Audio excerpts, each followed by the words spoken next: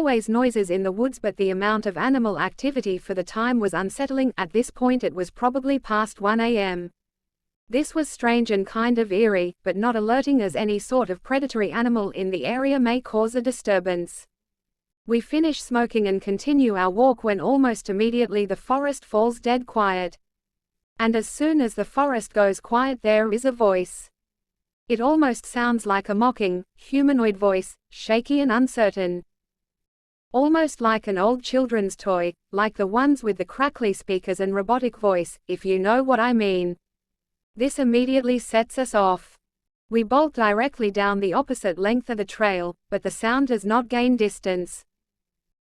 It doesn't get closer, per se, but no matter how far we ran down the trail, this eerie voice remains the same volume, going over and over with no quieting or stopping.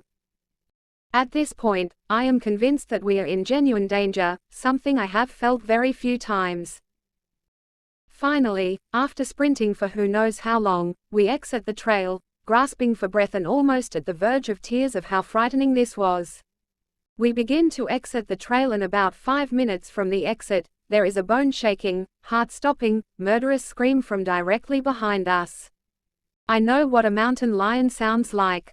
This was not an animal. This was not someone playing or watching a movie. This scream sent birds flying from nests and made my heart drop into my stomach. It was the most genuinely depraved and violent scream that I have ever heard.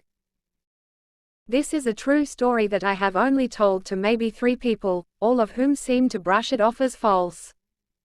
I've never been a person to push for the existence of the paranormal or spiritual, but I genuinely believe I encountered something inhuman in those woods.